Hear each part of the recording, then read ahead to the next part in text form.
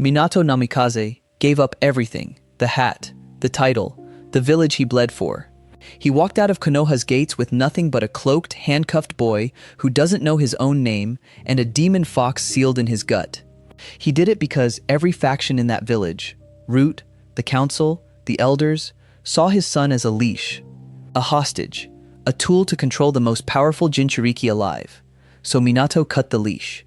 And now, somewhere in the deep wilderness of the Land of Fire, the former Fourth Hokage is trying to do something infinitely harder than winning a war. He's trying to teach an assassin how to be human. It's not working.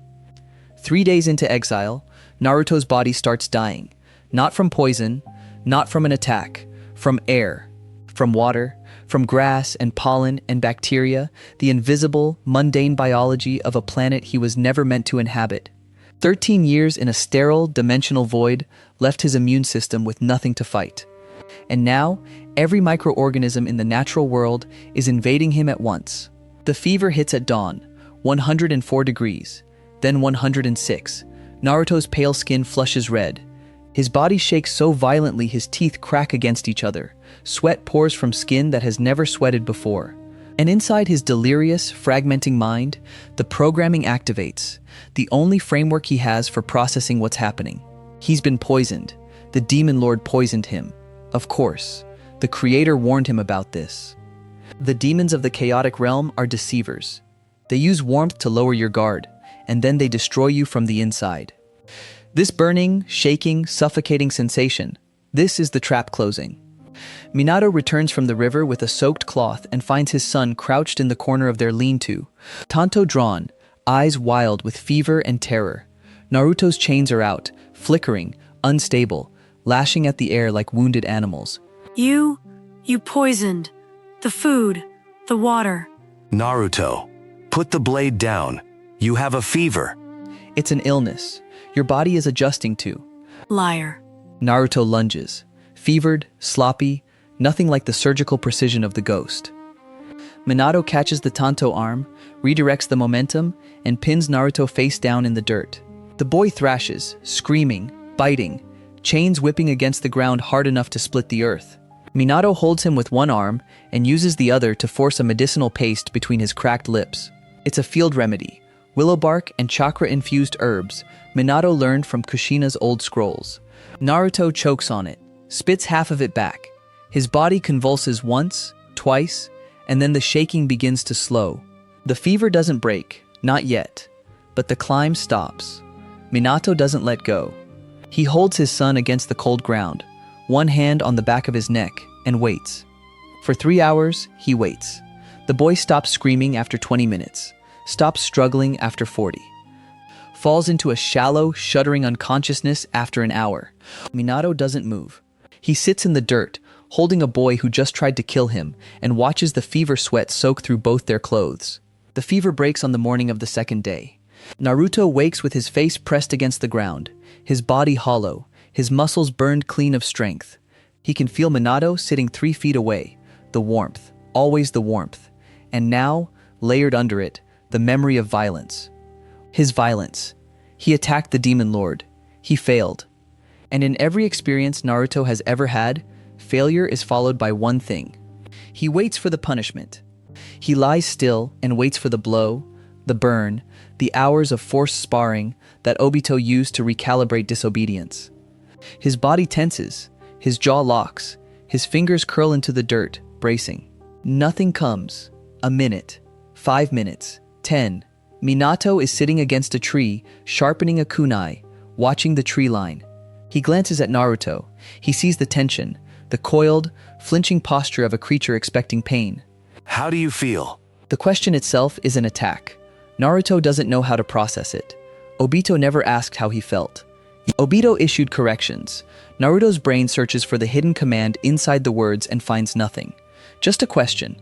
An open, directionless question with no correct answer. You're not going to strike me. No. I attacked you. I disobeyed. You were sick. You were afraid. That's not disobedience. That's survival. Naruto stares at him. The words enter his processing architecture and hit a wall. In Obito's system, there was no distinction between fear and failure. If you fought your creator, you were punished. If you resisted a command, you were punished. If you asked a question that wasn't operationally relevant, you were punished. The system was clean, logical, and absolute, and this man just dismantled it with 4 sentences. Naruto doesn't thank him. He doesn't relax. Instead, something worse happens. He becomes deeply, corrosively paranoid. Because if the Demon Lord isn't punishing him, then the punishment must be hidden, delayed, disguised as something else. Obito was patient. Obito would wait days, weeks, before correcting a mistake. The longer the delay, the worse the correction. So Minato's kindness isn't kindness. It's a longer fuse on a bigger explosion. Naruto begins watching Minato, the way a prisoner watches a guard who smiles too much. Every meal offered becomes a potential vector. Every moment of rest becomes a window for ambush. Every act of gentleness becomes evidence of a deeper, more sophisticated cruelty. The boy who was terrified of the demon is now terrified of the warmth. Minato sees it. He reads the flinch response, the darting eyes, the way Naruto tracks his hands whenever they move. And he understands, with the practiced grief of a man who has studied trauma for 13 years, that he cannot love this boy into trusting him. Love is a language Naruto has never heard. It sounds like a threat. So, Minato changes strategy. On the 4th morning, he stops offering food entirely. He takes back the ration pack, seals it in his supply scroll, and instead tosses a single kunai into the dirt at Naruto's feet. Naruto stares at it, then at Minato. There's a boar trail 40 meters east. Kill it. Clean it. Cook it. No chakra, no chains, just the blade. Naruto picks up the kunai. He weighs it, tests the edge. His eyes narrow, reading this as another kind of test, another layer of manipulation. But his stomach is screaming. Real hunger. Not the dull, managed emptiness of Zetsu spore dependency, raw, animal, clawing hunger that turns his vision sharp and his muscles restless. He moves east. The hunt takes 3 hours. Naruto tracks the boar through underbrush using chakra sensing alone, a technique designed for detecting shinobi, repurposed for prey. He finds the animal at a stream, 200 pounds of muscle and tusk. Without chakra enhancement, without his chains, Naruto has to fight it like a human being for the first time in his life. The boar gores his thigh. He takes the hit, locks his legs around the animal's neck, and drives the kunai into the base of its skull. He guts it with clinical precision, the motions identical to how he'd dismantle a human target. He builds a spit over a fire he started with flint and friction, skills he's never used because Kamui had no fire and no need for it. The meat cooks unevenly, charred on the outside, raw in places. He eats it anyway. The first bite of real animal protein hits Naruto's system like a detonation.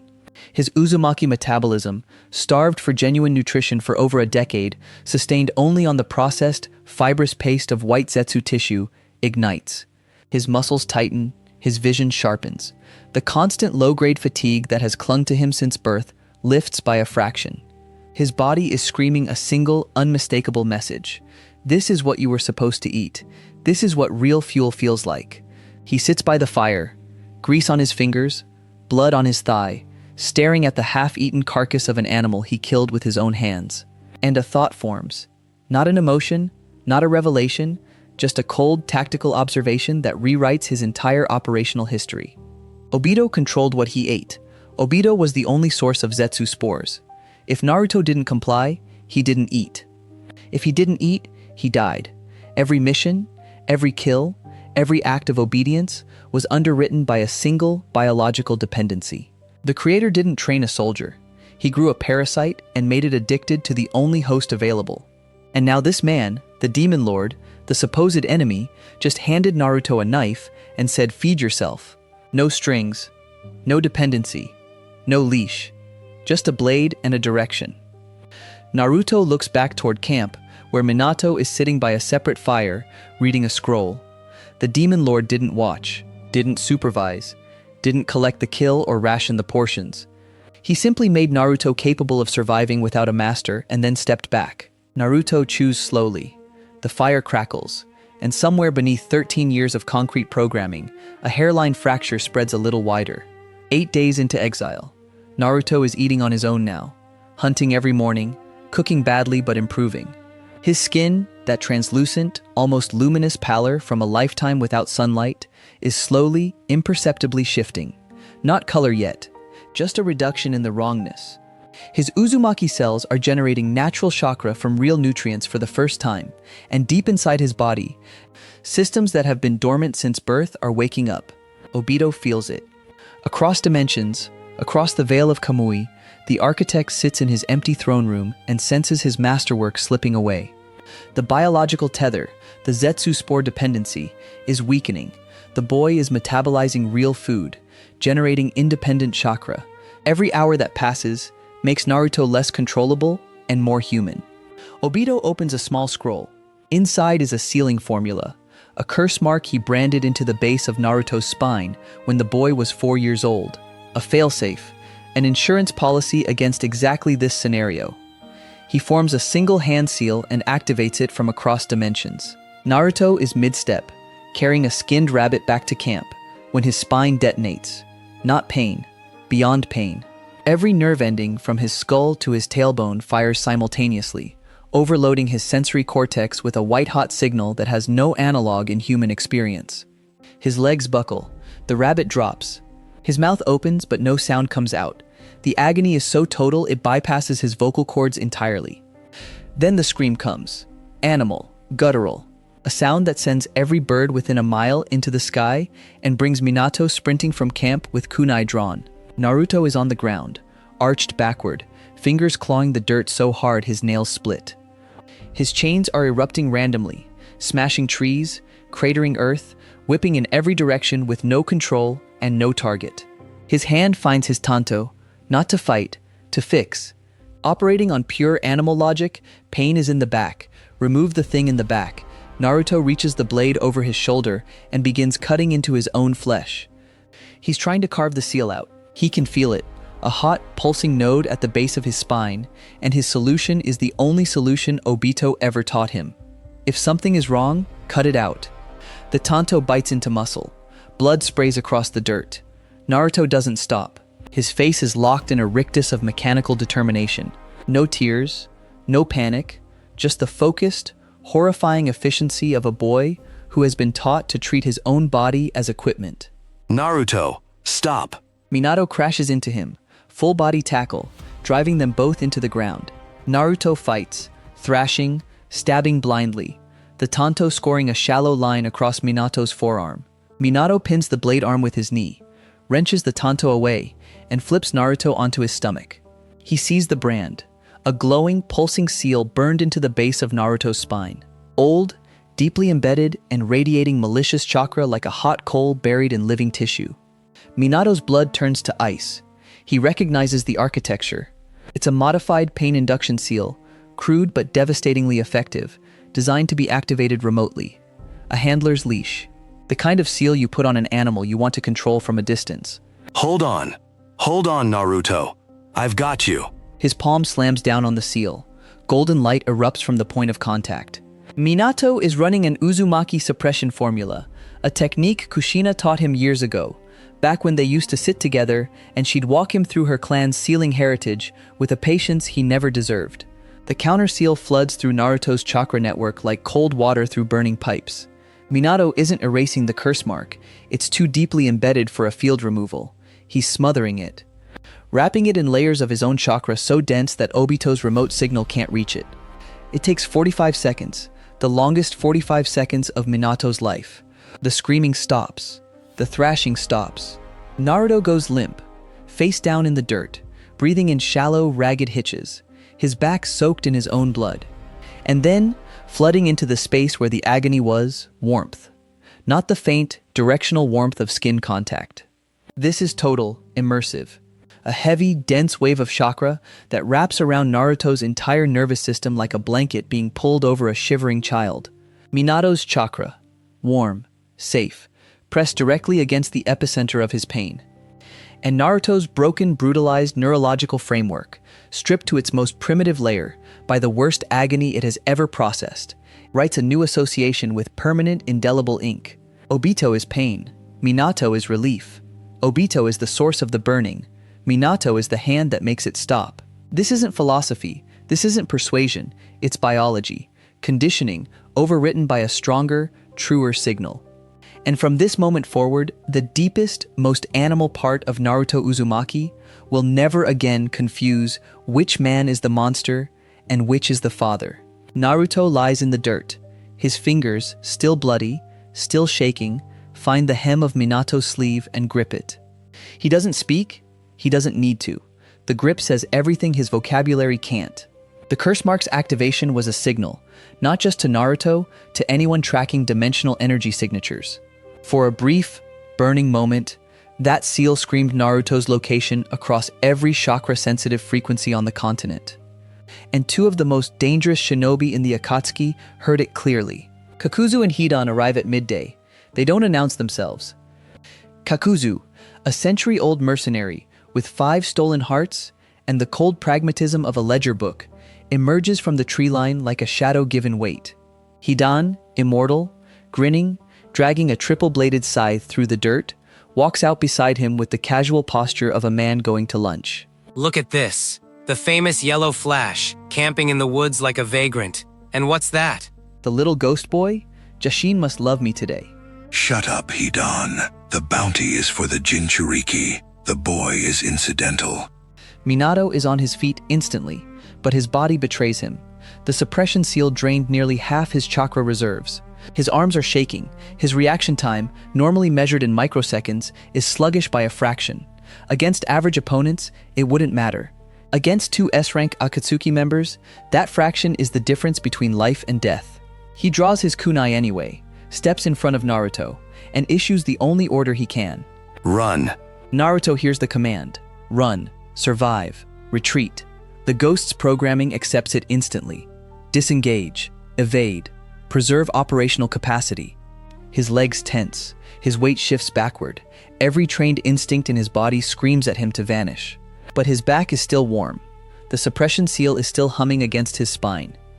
Minato's chakra, Minato's warmth, pressed against the place where Obito's leash used to burn. And for the first time in 13 years of flawless, mechanical obedience to direct commands, Naruto's legs don't move. He looks at Minato's back, the blood seeping through the bandage on his forearm.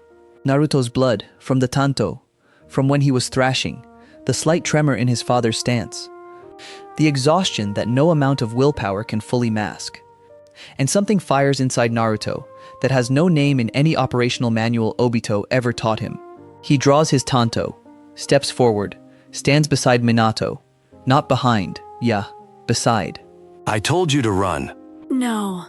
One word, flat, quiet, delivered in the same emotionless monotone Naruto uses for everything.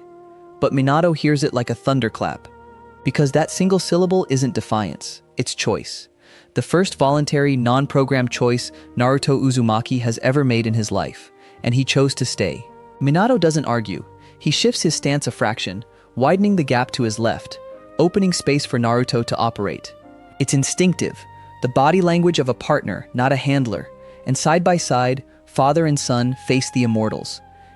Isn't that precious? The weapon thinks it's a person.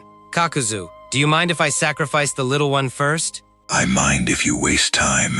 Kill them both, quickly. Hidan charges.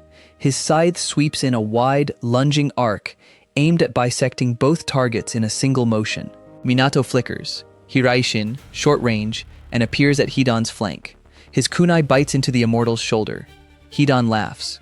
The wound means nothing to a man who can't die. Kakuzu extends his threads, 4 detached hearts, each one a different elemental weapon, and fires a combined wind and fire blast toward Naruto. The trees behind the clearing ignite.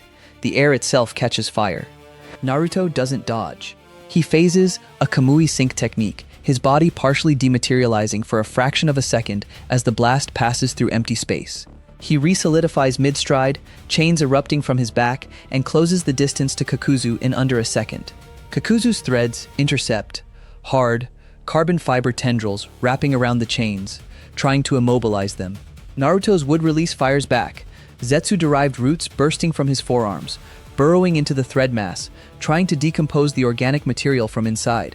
The two forces grapple in midair, a grotesque collision of stolen biology. And then, something happens that neither Akatsuki member expects. Naruto's tanto, thrown wide during the chain exchange, seemingly a miss, arcs through the air behind Hidan. Minato appears in a yellow flash, catches the blade by the handle without looking, reverses his grip, and drives it into the base of Hidan's spine in the same motion that carries him past. He didn't plan it, Naruto didn't signal it, there was no command, no strategy session, no operational briefing. Minato simply read his son's movement, the angle of the throw, the timing of the release, the gap it created, and completed the technique without a word being spoken. The way a musician hears a melody and harmonizes without being asked. Naruto feels it. Not the tactical success, the rhythm, the seamless, effortless way Minato moved into the space Naruto created. No one has ever done that. Obito used him as a tool, point and fire, command and execute. Minato is adapting to him, flowing with him, treating his erratic, feral combat style not as a deficiency to be corrected, but as a language to be spoken. They press the attack together. Naruto drives Kakuzu backward with chains and roots, collapsing the old mercenary's defensive perimeter heart by heart.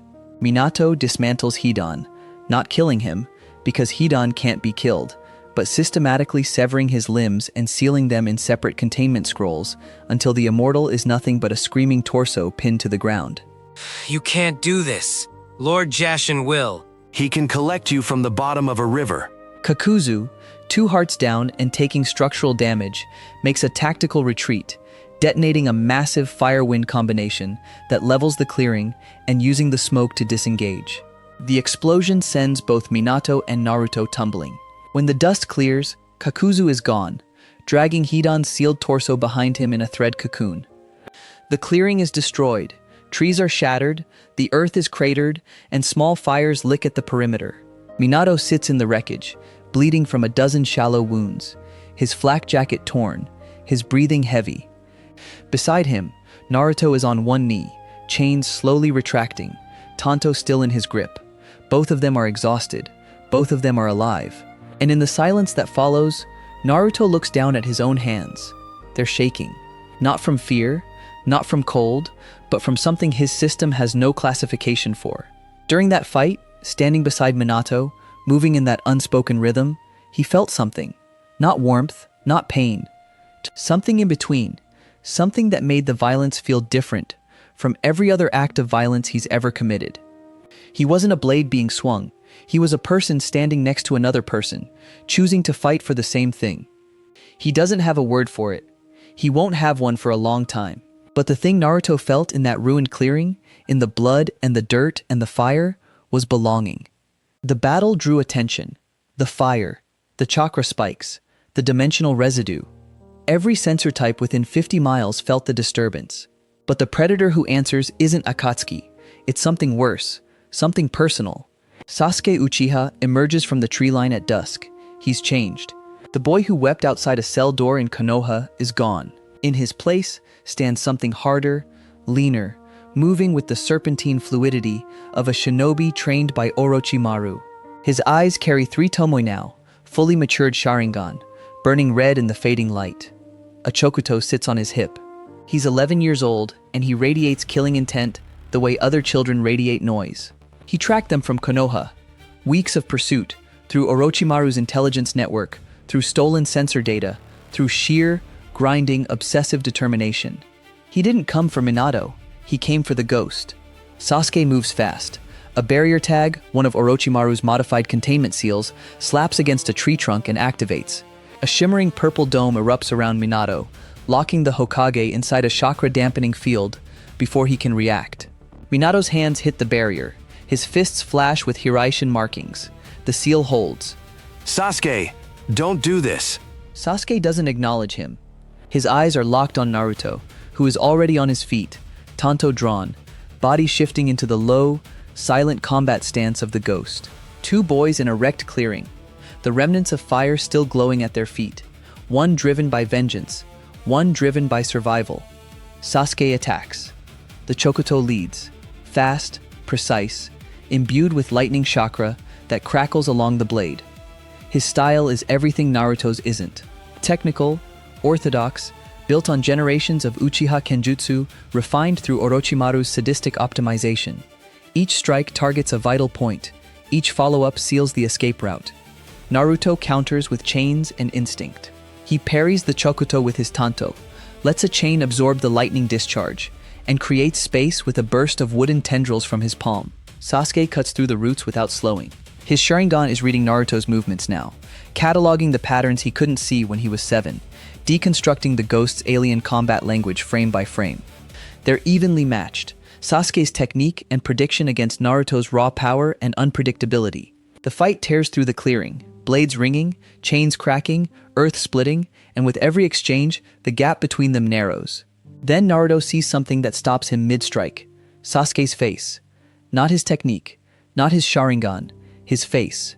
Tears are streaming down the boy's cheeks, pouring from beneath those spinning red eyes in unbroken lines, soaking into the collar of his tunic. Sasuke's jaw is clenched so hard the tendons in his neck are visible. His teeth are bared, and the sound coming from his throat between strikes isn't a battle cry, it's a sob. Naruto has seen tears before. He's caused them. In the Uchiha compound, in the darkness, the demons made water from their eyes before they stopped moving. He never understood it. He cataloged it as a biological fear response and dismissed it. But now, standing across from a boy his own age, watching grief and rage pour from a face twisted in agony, something clicks in the newly forming architecture of Naruto's mind. He's seen this before. Not the tears, the shape of it. The way Sasuke's body moves between violence and collapse. The way his strikes get more desperate and less controlled. The way the hatred sharpens every time he looks at Naruto's face, as if seeing it again reopens a wound that never closed. Naruto recognizes the biological signature of extreme, sustained trauma. He recognizes it because he sees it every time Minato looks at him. And in the space between one heartbeat and the next, a thought forms that has no precedent in Naruto's operational history. It is not tactical, it is not strategic, it is the first purely empathic thought Naruto Uzumaki has ever had. I did this to him. The Tanto drops from Naruto's hand. It hits the dirt point first and sticks. His chains retract. His wood release fades. He stands in the clearing with his arms at his sides, open, unguarded, empty, and looks at Sasuke with those blue eyes that have been dead for 13 years and are now, for the first time, carrying something. Sasuke falters. His Chokuto wavers. His Sharingan spins, searching for the trick, the feint, the hidden chain waiting to erupt from underground. He finds nothing. The ghost just disarmed himself. Fight me. Fight back, you monster. Naruto says nothing. He doesn't raise his hands, doesn't flinch. He stands there, a boy who has never once refused violence, who has never shown mercy, who has never had a reason to absorb punishment rather than deliver it, and waits. Sasuke screams. The Chokuto drives forward. Lightning chakra howls along the blade. The point enters Naruto's left shoulder, clean through the muscle, out the back, pinning nothing vital. Naruto's body rocks with the impact. His teeth clench. Blood runs down his arm and drips from his fingertips. He doesn't move. He looks at Sasuke, at the tears, the hatred, the devastation, and accepts it. Not because he understands justice. Not because he feels guilt in the way a normal person would, but because something in the newly forming, desperately fragile framework of Naruto's humanity has told him, in a language he is only beginning to learn, that this boy's pain is real, and he is the cause, and the least he can do is hold still. Sasuke's hands are shaking on the hilt. The blade is buried in Naruto's shoulder. The kill is right there. Angle the blade down, sever the subclavian artery, and the ghost bleeds out in 90 seconds. Sasuke's Sharingan is showing him exactly how to do it. His body is begging him to finish it. But the monster isn't fighting back. The monster dropped its weapon. The monster is standing there, bleeding, looking at him with eyes that aren't empty anymore. And Sasuke, who has spent every waking moment since the massacre imagining this confrontation, realizes that the script in his head doesn't match what's happening in front of him. Inside the barrier, Minato has stopped hitting the walls. He's standing still, both palms flat against the shimmering surface, watching his son bleed without defending himself. Watching Sasuke shake apart on the other end of a sword, and the Fourth Hokage, who has controlled every variable, planned every contingency, and refused to be helpless since the night his son was stolen, can do absolutely nothing but watch. The air spirals, the sound is unmistakable, the groaning, tearing distortion of Kamui ripping open. Obito materializes at the edge of the clearing, his cracked orange mask catching the last light of the setting sun. He takes in the scene in a single glance. The barrier, the trapped Jinchuriki, the bleeding, disarmed weapon. The Uchiha boy, with his sword buried in the weapon's shoulder, every piece exactly where chaos would put them. He moves, not toward Naruto, toward Minato. One hand grabs the edge of Sasuke's barrier tag and tears it down, not to free Minato, but to access him. Before the shimmer has fully faded, black chains, ghetto chains, the chains of the demonic statue, erupt from the ground and wrap around Minato's arms, his legs, his torso. Minato fights. Kurama's chakra flares, red, boiling, furious, and the chains groan under the pressure. But Minato is exhausted. The suppression seal, the Akatsuki fight, hours of combat with depleted reserves. The Nine Tails roars inside the mindscape, flooding power into coils that are running on fumes. It's not enough. The chains tighten. Minato's knees hit the ground. Obito turns to face his broken creation. Naruto is still standing, Sasuke's blade still in his shoulder, blood running freely, eyes locked on the masked man who just chained his father. Look at you, wounded, disarmed, standing in the dirt like a stray dog. I gave you a world without pain. A purpose without confusion. And this is what you chose? He walks closer. His voice drops, calm, measured, carrying the absolute authority of the only figure who has spoken to Naruto for 13 formative years. Come home, Naruto. Kill the Uchiha boy. Step back into Kamui. And this stops. All of it. The burning, the noise, the sickness. I'll take the pain away, just like I always have. Naruto's body responds before his mind does. His muscles loosen, his breathing slows. The programming is deep, hard-coded into his development, into the marrow of every bone that grew in that gray void. Obito's voice is the first voice he ever heard. Obito's commands are the foundation of his cognitive architecture.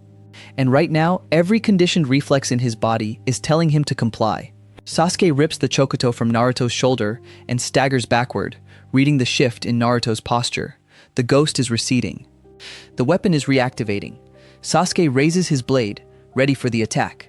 Naruto's head turns. His eyes find Minato, chained, kneeling, bleeding, looking at his son with an expression that contains no command, no strategy, no manipulation. Just a father looking at his child. Just warmth. Even now, even in chains, even dying, the warmth is there. And beside it, seared into the base of his spine, is the memory of the curse mark. The blinding, world-ending pain that came from the voice now asking him to come home. The ghost of that agony pulses once. Phantom pain, nothing more. And the truth that Minato burned into his nervous system 8 days ago reasserts itself with biological authority that no voice command can override. Obito is pain. Minato is relief. That is not programming. That is not ideology. That is the truth of Naruto's body, written in nerve and bone and scar tissue. And for the first time in his entire existence, Naruto Uzumaki chooses. He steps between Obito and Minato. Not fast, not dramatic. A single, steady step. His chains erupt, and they are not the gray, cold chains of the ghost. Something has changed. The adamantine links blaze with light, brilliant, furious, solar gold, igniting the clearing in a radiance that casts Obito's shadow 40 feet across the ruined earth. Obito stops. Behind the cracked mask, his Sharingan widens, not at the chains, at the color, at the unmistakable, blazing signature of a fully awakened Uzumaki will, the same golden fire that Kushina's chains carried when she bound the Nine Tails on the night of her death. The chains of a mother he never met, burning in the hands of the son she never held. Naruto turns to face his creator, his god, the architect of every cage he has ever known.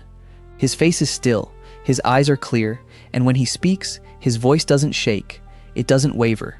It carries the same flat, mechanical tone it has always carried, but emptied, now, of obedience. Filled instead with something Obito has never heard from his creation: certainty. No. One word. The same word he said to Minato when ordered to run. But this time it's different. This time it isn't survival. It isn't instinct. It isn't a half-formed impulse overriding a command. This is a boy who was raised in a cave, who saw the sun for the first time 2 weeks ago, who learned what warm means from a father's hand on his neck, looking at the man who stole his sky and choosing, with the full, conscious weight of his newly born will, to never go back to the dark. Obito stares at him for a long, silent moment. Then he tilts his head, that same mechanical, bird-like tilt that he taught Naruto to make. And behind the mask, something that might have once been sorrow moves across his face and dies. Unfortunate. He turns. He tightens the ghetto chains around Minato, and he warps them both into the vortex. The Hokage and the chains and the masked man spiraling into Kamui, folding out of reality in the span of a heartbeat. The clearing goes silent.